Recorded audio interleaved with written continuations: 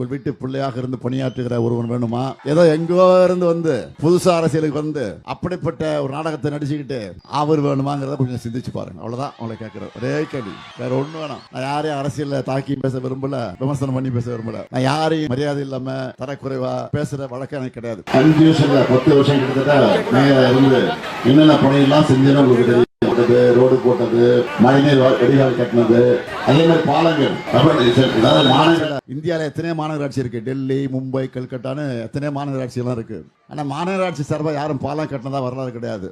ஆனா நான் மேயரா இருந்தப்போ சென்னை மாநகராட்சியில ஏறக்குறைய 10 மேம்பாலங்களை கட்டிய பெருமை எனக்கு உண்டு. எனக்கு என்ன, உங்களுக்கு உங்களால் உருவாக்கப்பட்டவனா, ஏன்னா மக்களால் தேர்ந்தெடுக்கப்பட்ட மேயர் தான். ஆக அந்த பாலங்கள் கட்டின காரணத்தினால்தான் இன்னைக்கு ஓரளவுக்கு போக்குவரத்து ஓரளவுக்கு இன்னும் இருக்கு. அதுக்காக தான் இப்போ நம்ம ஆட்சிக்கு வந்து இந்த 5 வருஷத்துல, ஏற்கனவே இருந்த 5 வருஷத்துல திராவிட மாடல் ஆட்சி வந்த பிறகு, நான் முதலமைச்சராக வந்த பிறகு இப்போ மாநகராட்சி சார்பில் ஏறக்குறைய 19 மேல் பாலங்களை கட்டியிருக்கிறோம். புதுசா கட்டியிருக்கிறோம். சிறு பாலங்கள் கட்டியிருக்கிறோம்.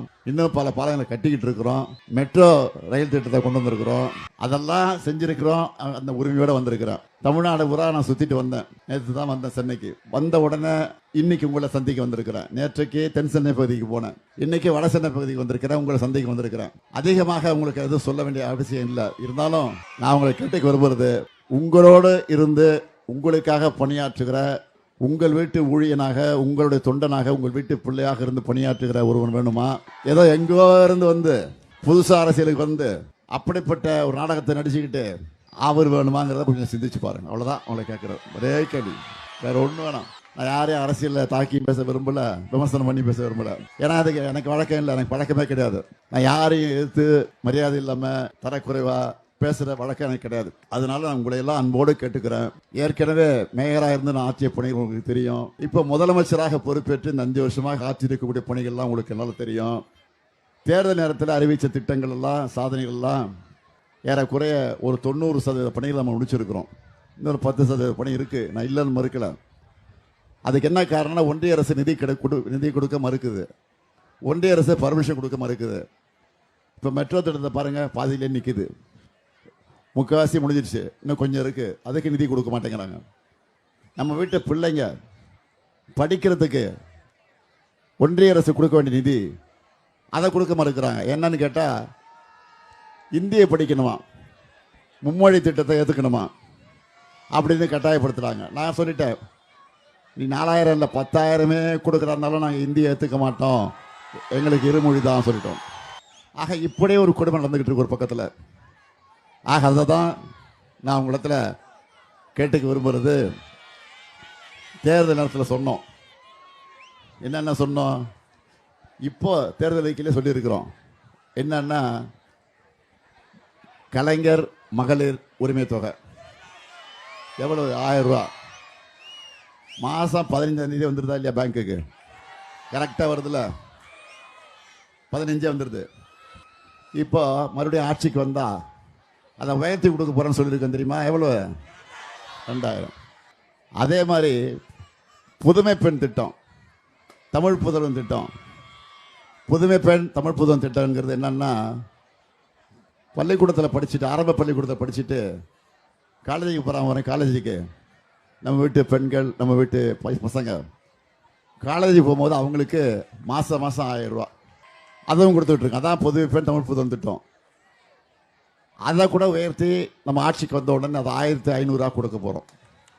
அது அறிவிச்சிருக்கிறோம். அடுத்து உங்களுக்கெல்லாம் ரொம்ப பிடிச்சமான திட்டம், இல்லத்தரசி திட்டம். இல்லத்தரசி திட்டத்தில் எவ்வளவு? 8000. 8000 சொல்லுங்க. 8000 ரூபா கொடுக்க போறோம். அந்த 8000 ரூபா வச்சுக்கிட்டு நீங்க நம்ம மகளிர் என்ன பொருளை வேணாலும் வாங்கிக்கலாம். உங்களுக்கு இஷ்டமான பொருள் லிஸ்ட் போட்டு கொடுத்துட்டோம். பார்த்தீங்களா இல்லையா? என்ன சொல்லுங்க பாப்போம். ஃப்ரிட்ஜு, டிவி, வாஷிங் மிஷினு, மேக்கா, ஆக ஒரு 5-6 ஐட்டம் கொடுத்துட்டோம். உங்களுக்கு எந்த ஷாப்புக்கு போகணுமோ அந்த ஷாப்பில் போய் வாங்க. உங்களுக்கு விரும்புகிற ஷாப்பு, நல்ல கம்பெனி, நல்ல குவாலிட்டி, என்ன பொருள் உங்கள் இஷ்டம், உங்கள் சாய்ஸ் இது. நீங்கள் தயவுசெய்து சொல்கிறேன், உங்கள் வீட்டுக்காரெலாம் கேட்டுறாதீங்க, குழப்பிடுவாங்க உங்களை. பிரச்சனை வந்துடும் உங்களுக்குள்ள. ஏதாவது பிரச்சனை வந்தால் சொல்லுங்கள், அண்ணன் இருக்கான், ஸ்டாலின் இருக்கான், நான் பார்த்துக்கிறேன் சொல்லுங்க, கவலைப்படாதீங்க. ஆக உங்களுக்கு பிடிச்சதை வாங்கிக்கணும். இப்போ இதெல்லாம் எதுக்கு கொடுக்குறோம்? மகளிருக்கு ஏற்கனவே கலைஞர் ஆட்சியில் இருந்தப்போ சொத்தில் சம உரிமை கொடுத்தாரு இல்லையா? வேலை வாய்ப்பில் பெண்களுக்கு 30% இடஒதுக்கீடு கொடுத்தாரு. கர்ப்பிணி பெண்களுக்கு உதவித்தொகை கொடுத்தாரு. அது விதவைகளுக்கு மறுவாழ்வு கொண்டு வந்தார். மகளிர் சுய உதவிக்குழு கொண்டு வந்தார். இப்போ நம்ம திராவிட மாடல் ஆட்சியில் அவருடைய மகன், கலைஞருடைய மகன் ஸ்டாலின் ஆட்சிக்கு வந்த பிறகு கலைஞர் மகளிர் உரிமை தொகை, அதே மாதிரி புதுமை பெண் திட்டம், ஆட்டோ ஓட்டுறதுக்கு ஆட்டோவுக்கு அது கடன், இப்படி பெண்களுக்காக பல திட்டங்களை நாமும் அறிவித்து நடத்திட்டு இருக்கிறோம். என்ன காரணம்? நீங்கள் உரிமையோடு இருக்கணும். ஒரு 1000 ரூபாய்க்காக புருஷன்கிட்ட போய் கோச்சிக்கிட்டு சண்டை போட்டுக்கிட்டு அவன் புருஷன் வந்து இது கொடுக்க மாட்டேன் சண்டை போட்டு போயிட்டான்னா ஒரு 4 நாள் பிரச்சனை வீட்டில். இதெல்லாம் தேவையா நமக்கு? அதனால தான் உங்களுக்கு இருக்கிற உரிமையை அந்த உரிமை தொகையாக நம்ம கொடுக்குறோம். இப்போ உதாரணத்துக்கு ஒன்று சொல்லணும்னா, நீங்கள் காலையில் எழுந்திரிச்சு உடனே என்ன பண்ணுறீங்க? வீட்டு வாசலில் போய் கோலம் போடுறீங்க. கோலம் போட்டு குளிச்சு முடிச்சுட்டு அதுக்கப்புறம் பிள்ளைங்களை எழுப்பி ஸ்கூலுக்கு தயார் பண்ணுறீங்க. அந்த பிள்ளைங்களை குளிப்பாட்டி அவங்க பிள்ளைங்க வந்து இன்னும் கொஞ்ச நேரம் தூங்குறமான்னு சொல்லுவாங்க. அதெல்லாம் முடியாது, ஸ்கூலுக்கு நேரம் ஆச்சு அப்படின்னு சத்தம் போட்டு எழுப்பி அவன் ட்ரெஸ் எல்லாம் பண்ணி பிள்ளைங்களுக்கு ட்ரெஸ்ஸாக பண்ணி ஸ்கூலுக்கு அனுப்புறீங்க. அப்புறம் போதா குறைக்குன்னு புருஷனை எழுப்பணும் வேலைக்கு போகிறதுக்கு. அதை எழுப்பி காஃபியை கொடுத்து, காஃபியில் சர்க்கரை இல்லை, என்ன காஃபியை போட்டு நான் வந்து திட்டேன், இந்த தகவலாம் நடக்கும். அதுக்கப்புறம் டிஃபன் கொடுப்பாங்க, அதையும் சாப்பிட்டுட்டு வேலைக்கு போயிடுவாப்புல. வேலைக்கு போன பிறகு வீட்டில் சும்மா இருப்பாங்க. அந்த அம்மா அந்த பாத்திரம்லாம் கழுவி அதை கவுத்து வச்சு அதை காய வச்சு, அதுபோல் வீட்டில் இருந்த துணிமணிலாம் துவைச்சி அயன் பண்ணி, அப்புறம் அவன் வீட்டுக்காரன் வந்து பேண்ட்டை கட்டி போட்டிருப்பான், அது பாட்டு கிடக்கும். அதை எடுத்து பேக்கெட்டில் ஏதாவது இருக்கான்னு செக் பண்ணி அதை செக் பண்ணிவிட்டு இவ்வளவும் பார்த்துட்டு இந்த வேலையெல்லாம் பண்ணணும். இவ்வளவும் பண்ணுறீங்க. ஆனால் உங்களுக்கு என்ன உரிமை இருக்குது? ஒன்றும் கிடையாது. நம்ம வீட்டில் யாராவது புருஷன்கிட்ட போய் உங்கள் வீட்டில் உங்கள் மனைவி என்ன பண்ணுறேன்னு கேட்டால் அவங்க சும்மா வீட்டில் தான் இருக்காங்க அப்படின்வாங்க. நீங்கள் சும்மா வீட்டில் இருக்கீங்க, பல வேலைகளை செஞ்சுக்கிட்டு இருக்கிறீங்க. ஆக இவ்வளோ வேலை செய்யக்கூடிய உங்களுக்கென்று உரிமையை தர வேண்டும் என்பதற்காகத்தான் இந்த உரிமை தொகையை நான் அறிமுகப்படுத்துகிறேன். இதான் உண்மை, இதை புரிஞ்சுக்கிங்க. இப்படி பெண்களுடைய முன்னேற்றத்திற்காக இன்றைக்கு பல திட்டங்களை உருவாக்கி தந்திருக்கக்கூடிய ஆட்சி தான். அதை கலைஞர் முதலமைச்சராக இருந்தபோதும் செஞ்சார்.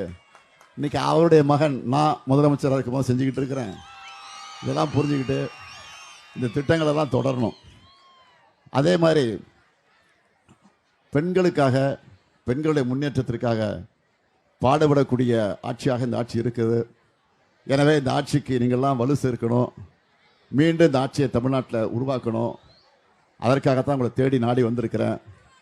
ஆர்டி சேகர் வந்து ஏற்கனவே இந்த தொகுதியில் எம்எல்ஏவாக இருந்து அவர் எப்படியெல்லாம் பணியாற்றி இருக்கார் என்பது உங்களுக்கு தெரியும்.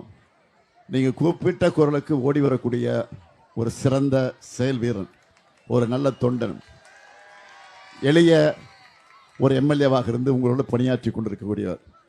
ஆக அவரைத்தான் உங்களை நான் கேட்டுக்கிறேன். அவரைத்தான் நீங்கள் தேர்ந்தெடுக்கணும்.